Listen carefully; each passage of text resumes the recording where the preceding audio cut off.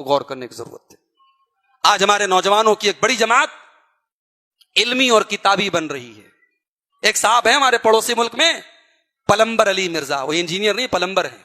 ان کا دعویٰ ہے میں ہوں مسلم علمی کتابی.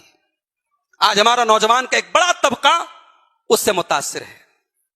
میں ایک سوال کرتا ہوں اپنے نوجوان ساتھیوں سے جو علی مرزا سے متاثر ہیں، اپنے دل پہ ہاتھ رکھ کے مجھے صرف اتنا بتا دو، علی مرزا سے آپ کو کیا ملا ہے؟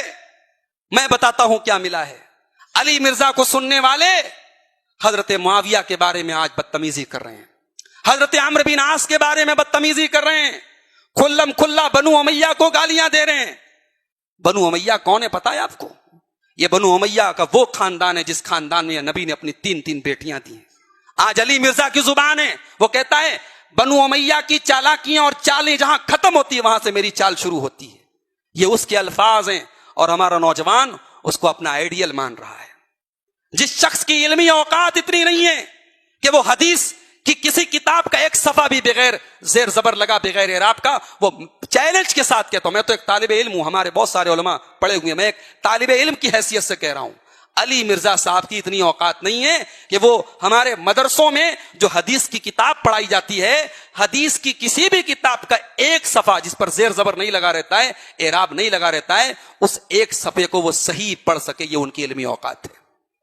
قرآن کی آیتیں یہ شخص صراحتاً غلط پڑھتا ہے اور اس کے بعد یہ دعویٰ کرتا ہے کہ جناب میں نہ بابی ہوں، میں نہ وہابی ہوں، میں ہوں مسلم علمی کتابی.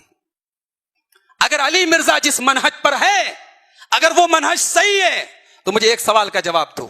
نبی نے فرمایا تھا میری امت میں ایک جماعت ہمیشہ حق پر رہے گی، ہر دور میں حق پر رہے گی. علی مرزا آج بہت سارے مسائل میں اس کا جو اسٹینڈ ہے، جو موقف ہے، وہ 1400 سال میں کسی کا نہیں رہا، سلف میں کسی کا نہیں رہا، صحابہ میں کسی کا نہیں رہا، تابعین میں کسی کا نہیں رہا. میں پوچھتا ہوں علی مرزا کے منظر عام پر آنے کے پہلے یہ منہج، یہ دعوت کہاں تھی؟ نبی نے تو فرمایا حق پر رہنے والی ایک جماعت ہمیشہ رہے گی، وہ جماعت کہاں تھی؟ یعنی علی مرزا جو سوچ پیش کر رہا ہے، جو منہج پیش کر رہا ہے، جو دعوت پیش کر رہا ہے، یہ علمی اور کتابی ہونے کا جو مسلک پیش کر رہا ہے اور اپنے علاوہ سب کو یہ گمراہ قرار دے رہا ہے، وہ مسلک، وہ منہج کہاں تھا علی مرزا کے آنے کے پہلے؟ لوگ کہتے ہیں صاحب علی مرزا کے سننے والے لاکھوں کی تعداد میں، ایک ایک ویڈیو پر 80 لاکھ ویوز آ رہے ہیں. مطلب اب اس سے طے کیا جائے گا کہ کون حق پر ہے اور کون نہ حق پر ہے. یوٹیوب کے ویوز طے کریں گے کہ کون صحیح ہے کون غلط ہے. جا کے دیکھو یوٹیوب پر قادیانیوں کے ویڈیوز پر بھی آپ کو لاکھوں ویوز ملیں گے، شیعوں کے روافظ کی تقریروں پر آپ کو لاکھوں ویوز ملیں گے، فلمی گانوں پر آپ کو کروڑوں ویوز ملیں گے. میرے بھائیوں، سوشل میڈیا پر کسی کو لاکھوں اور کروڑوں ویوز ملنا یہ حق پر ہونے کی دلیل نہیں ہے. حق پر ہونے کی دلیل یہ ہوتی ہے کہ آدمی کا منہج کیا ہے، آدمی کا عقیدہ کیا ہے، اور آدمی جو بات کہہ رہا ہے وہ بات کس حد تک صحیح ہے. لوگ کہتے ہیں جناب علی مرزا تو بہت ساری باتیں اہل حدیث کے فیور میں کہتا ہے، 11 رکعت تراویح پر اس کا بیان سن لیجئے، ویسا بیان تو کسی عالم کا نہیں ہے. رفع یدین کے فیور میں اس نے ایسی تقریر کی کسی نے نہیں کی. ہمیں ضرورت نہیں ہے ایسے گمراہ آدمی کی تائید اور اس کے فیور کی. الحمدللہ ہمارے علماء کافی ہیں مسلک حق کو بیان کرنے کے لیے. کتاب و سنت کا مطالعہ کرتے کرتے جن علماء کی زندگی کھپ گئی وہ کافی ہیں ہمیں رفع یدین اور تراویح کے مسائل بیان کرنے کے لیے. ہمیں ایک ایسے آدمی کی باتیں سننے کی قطعاً کوئی ضرورت نہیں ہے جو ہمیں صحابہ کے بارے میں بدگمان کر دے. لوگ کہتے ہیں جناب حضرت ابو ہریرہ نے تو شیطان سے بھی آیت الکرسی کی فضیلت حاصل کر لی تھی. اگر علی مرزا کی 2-4 باتیں غلط ہیں اور باقی باتیں صحیح ہیں تو ہم اس سے کیوں نہیں علم حاصل کر سکتے؟ میں کہتا ہوں حضرت ابو ہریرہ نے شیطان سے آیت الکرسی تب سنی تھی اور اس کی فضیلت تب سنی تھی جب ان کو پتا نہیں تھا کہ وہ شیطان ہے. اگر پتا ہوتا کہ شیطان ہے تو اس سے وہ نہ سنتے، اس سے وہ حاصل نہ کرتے.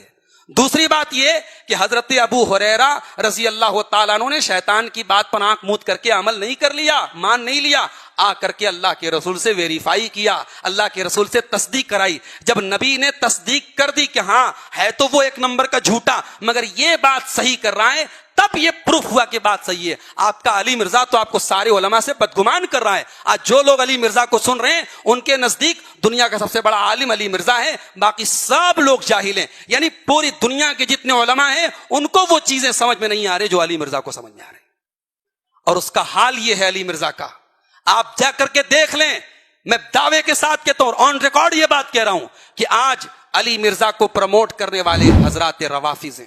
شیعہ حضرات اس کو پروموٹ کر رہے ہیں. شیعہ حضرات کے فیس بک پیج پر, شیعہ حضرات کے یوٹیوب چینل پر آج علی مرزا کے ویڈیوز پروموٹ کیے جا رہے ہیں. ظاہر ہے جب آدمی ایسی باتیں کہے گا کہ شیعہ بھی مجھ سے خوش ہو جائیں, دیوبندی بھی مجھ سے خوش ہو جائیں, بریلوی بھی مجھ سے خوش ہو جائیں, اہل حدیث بھی مجھ سے خوش, سارے لوگ مجھ سے خوش ہو جائیں اور سب اپنے اپنے علماء سے بدگمان ہو جائیں, تو ظاہر اس کی پاپولیرٹی بڑھے گی. اور ویسے بھی عربی میں کہاوت ہے, کل جدید لذیذ, ہر نئی چیز میں ٹیسٹ ہوتا ہے, ہر یونک چیز جو ہوتی ہے نا اس کے اندر ایک اٹریکشن ہوتا ہے. اب علی مرزا ظاہر ہے وہ بات بتا رہا ہے جو آج تک آپ کو کسی نے نہیں بتائی.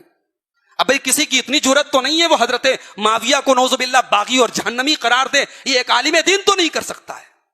بڑے بڑے علماء جن مسائل میں بولنے سے کہ پہلے 1000 بار سوچتے ہیں, یہ 2% کا آدمی جس کی علمی حیثیت اتنی بھی نہیں کہ قرآن کی آیتیں ڈھنگ سے پڑھ سکے, یہ آدمی کہتا ہے میرا یہ کہنا ہے, میرا یہ موقف ہے, میں یہ کہتا ہوں. ارے تو ہے کون؟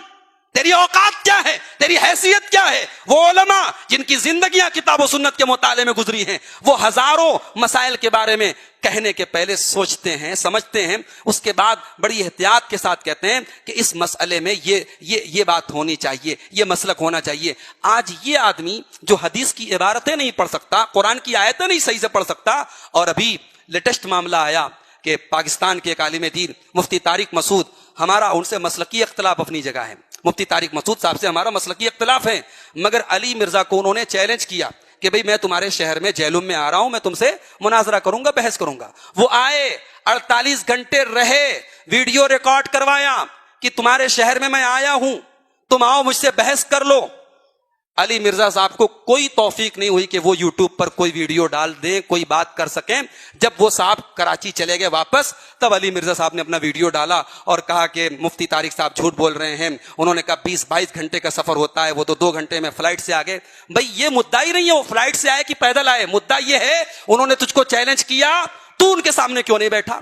تو تو علامہ ابن تیمیہ کو نہیں بخشتا ہے, تو تو سلف صالحین کو برا بھلا کہتا ہے, تو صحابہ کو برا بھلا کہتا ہے, اور تو ایک عالم دین سے بحث کرنے کی تیرے پاس یعنی سکت نہیں ہے, طاقت نہیں ہے.